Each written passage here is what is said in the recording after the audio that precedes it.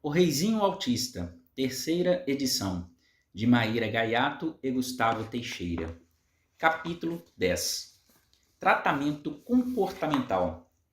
Falamos nos capítulos anteriores sobre as possibilidades de causas ou gatilhos para comportamentos inadequados e como podemos tentar preveni-los. Precisamos conhecer agora as teorias comportamentais que embasarão o procedimento de eliminar esses comportamentos, caso estejam ocorrendo com elevada frequência e interferindo negativamente no desenvolvimento da criança. Os tratamentos para autismo, com eficácia comprovada cientificamente, são baseados na análise do comportamento ou ABA, Applied Behavioral Analysis. São tratamentos baseados em psicoterapia comportamental e são realizados no mundo todo. Consistem na análise do comportamento da criança e sua interação com o meio e as pessoas de seu convívio. Os objetivos baseiam-se no desenvolvimento de comportamentos mais adequados, também chamados comportamentos funcionais, e na redução de comportamentos inadequados. Estudos mostram que, quando estimulamos nosso cérebro por meio de atividades, exercícios e estímulos adequados, ele pode se reprogramar, criando novas conexões e caminhos entre os neurônios. Por isso, precisamos entrar em contato com técnicas eficazes. Quanto mais fazemos isso, mais caminhos neurais do que desejamos são formados.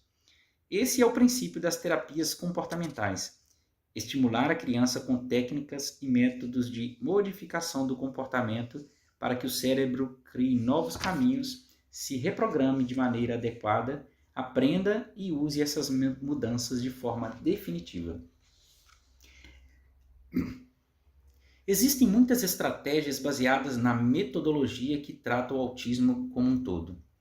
São diversas técnicas que trabalham interação social, comportamento verbal e comunicação, brincar funcional, aprendizagem em geral.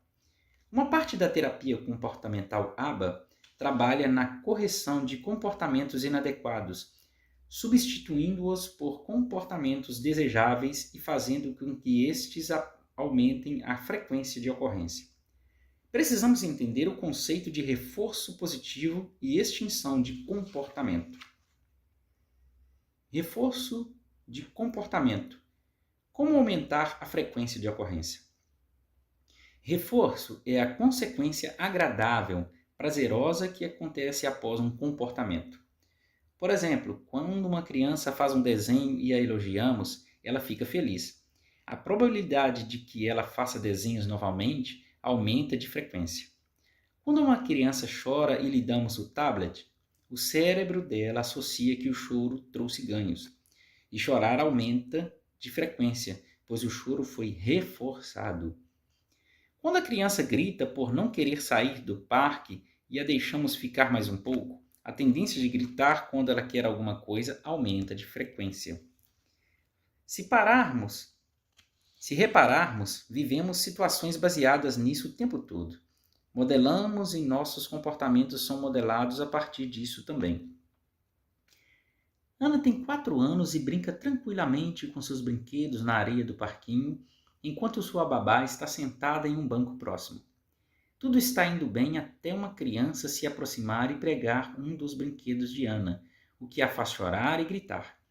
Ana não entende que a criança apenas queria brincar com ela, e a criança, assustada, entrega o brinquedo novamente a Ana e sai de perto. Nessa situação, podemos tentar identificar os estímulos que desencadearam o comportamento de Ana. O antecedente seria a criança pegar o brinquedo de Ana, que não entendeu a intenção da criança. O comportamento foi o choro imediato de Ana, e como consequência desse comportamento, ela recuperou o brinquedo, já que a criança se assustou e o soltou. Tais situações podem ser muito comuns para crianças que estão dentro do espectro autista. Elas emitem um comportamento inadequado e conseguem, com isso, ganhos indiretos. Nesse caso, a babá foi orientada a tentar ajudar Ana nessas situações. Novamente, elas estão no parque e a criança está brincando sozinha. A babá percebe outra criança se aproximando e antecipa para Ana que tem alguém que quer brincar com ela. A criança se aproxima, a babá incentiva a Ana a emprestar um brinquedo e, com mediação da babá, brinca junto a ela, sem desencadear um comportamento inadequado. Como consequência, temos uma interação social muito positiva. Extinção de comportamento.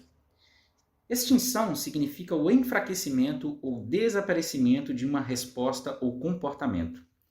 Isso ocorre quando o comportamento não tem mais efeito no ambiente e passa a não ter mais sentido fazê-lo.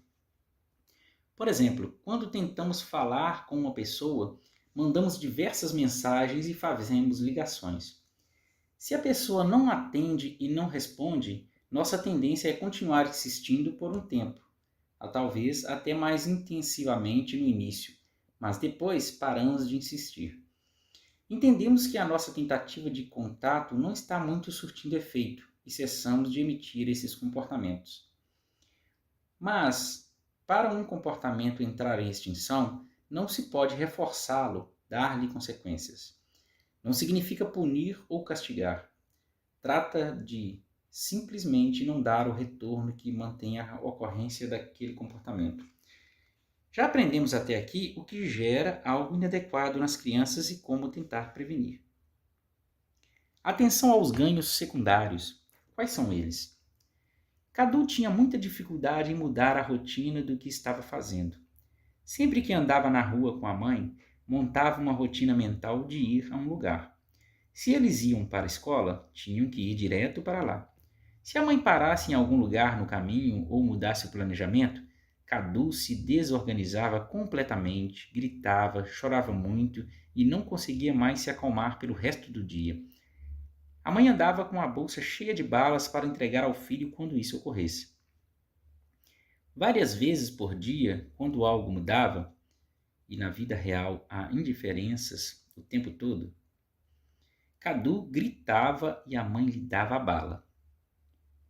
Perceba nesse caso que a mãe não cedia ao que a criança queria, mantinha a rotina planejada, não cedia ao que o filho queria. Até porque muitas vezes isso não é opcional, porém associava os gritos a ganhos secundários. Atenção e bala. Como eliminar comportamentos indesejados? A extinção de comportamento será utilizada.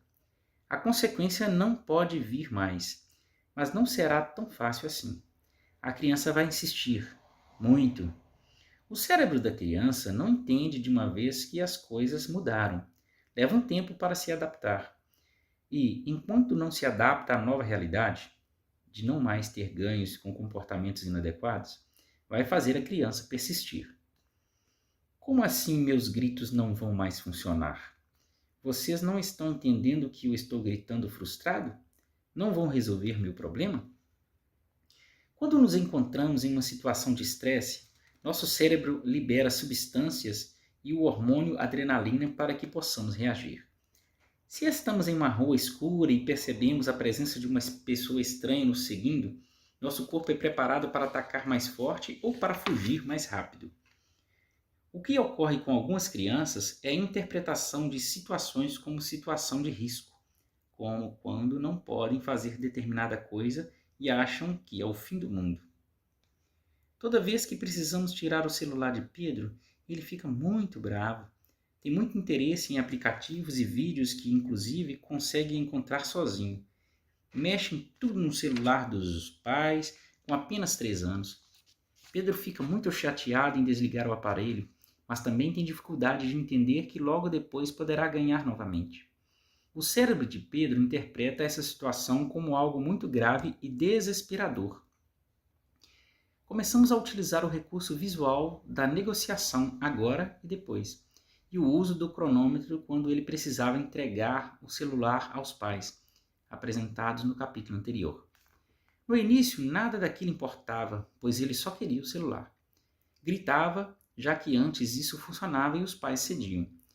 Com a orientação, os pais esperavam até a criança se reorganizar e não lhe davam mais o celular enquanto o menino estivesse gritando. Com o tempo, ele começou a fazer associações, a entender o que os pais queriam e com isso se organizou muito melhor. Se existem comportamentos autoagressivos ou lesivos, qualquer um que coloque a criança em risco não faça o procedimento. Você precisa estar acompanhado do especialista.